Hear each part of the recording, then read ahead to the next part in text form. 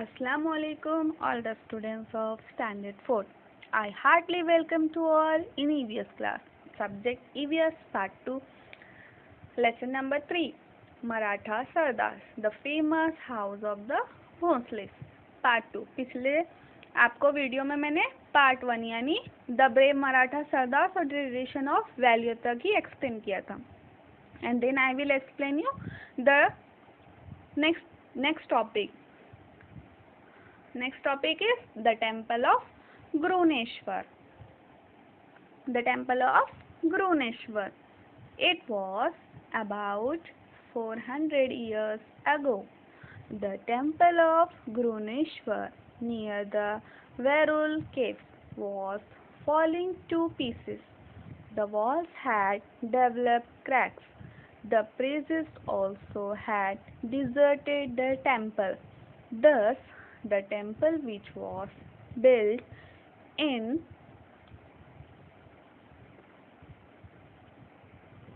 honor of a great god, was totally neglected.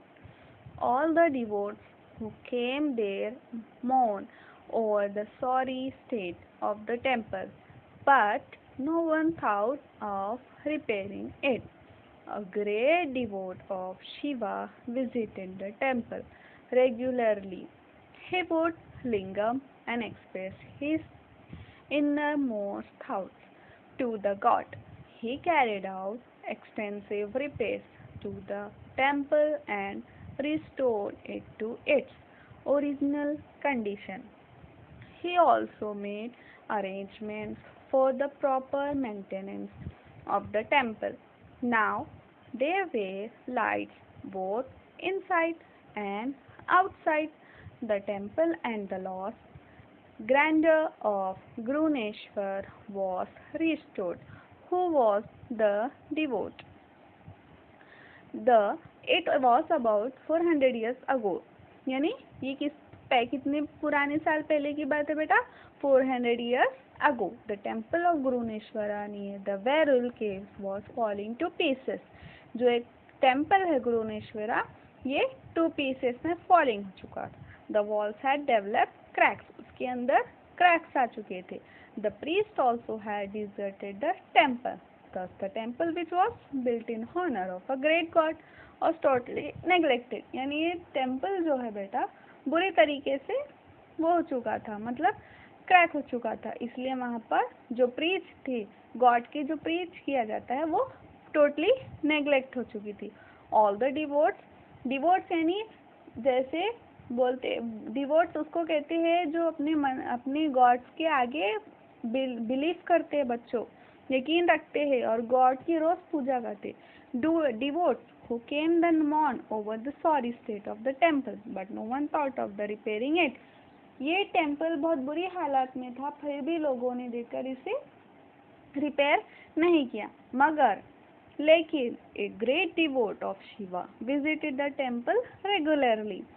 एक जो बेहतरीन अकीदतमंद को कहते हैं बच्चों डिवोट, तो एक बहुत ही बेहतरीन डिवोट जो था, ग्रेट डिवोट, वो हर दिन टेम्पल को रेगुलरली आया करता था. He would put flowers and bell on the lingam, और वो आकर क्या करता था, वहाँ पर फ्लावर्स को रखता था और लिंगम जो घंटी होती है उसको बजाता था, bell on the lingam, and express his inner most thoughts to the god, और अपने अंदर जो भी था वो गॉड्स के सामने एक्सप्रेस कर चुका होता. And restore its original condition. He also made arrangement for the proper maintenance of the temple. और ये जो शिवा है, इन्होंने ही इस टेम्पल के लिए प्रॉपर मेंटेनेंस अरेंजमेंट किया और मेंटेनेंस अपने टेम्पल में मेंटेनेंस चलाया और टेम्पल को फिर पहले जैसा किया. Now they were lights both inside and outside. उन्होंने क्या किया, टेम्पल के inside and both side lights को लगाया. The temple and the lost grandeur of Grishneshwar was restored. Who was this devout? Who did all this? ये जो devout है शिवा, ये कौन थे? Who was this devout? Who did all this? तो ये कौन थे? तो ये who was this devout? He was मलोजी Raje Bhonsle. कौन थे ये? मलोजी राजे Bhonsle. Who did all this? He was Maloji Raje Bhonsle. The Bhonsles of Verul. The Bhonsles of Verul. Maloji Raje Bhonsle, the Patil of Verul. मलोजी Raje Bhonsle जो है पाटिल से belong करते थे। पाटिल बेटा सबका सरनेम होता ना, वैसे इनका भी पाटिल ऑफ वेरुल।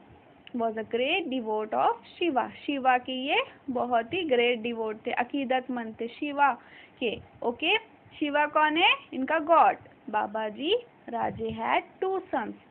बाबाजी राजे कौन है? भोंसले से बिलोंग करते बेटा, और मलोजी राजे के बेटे हैं। Okay, Babaji Raje had 2 sons. Maloji Raje was the elder and Vithoji Raje the younger. Okay, Maloji Raje जो है भोंसले फैमिली से बिलोंग करते हैं और उनके 2 बेटे हैं, एक है बाबाजी राजे और दूसरे है Vithoji Raje. Babaji Raje Bhonsle had the right of a patil in the Verul village. Maloji Raje and Vithoji Raje were both brave and enterprising. Maloji Raje और विठोजी राजे जो बाबाजी के बेटे हैं, ये बहुत ही ब्रेव थे। They had in their service many armed Maratha troops, और इन्होंने बहुत सारे मराठा ट्रूप्स में अपनी सर्विस भी दे चुके थे। It was a period of great unrest.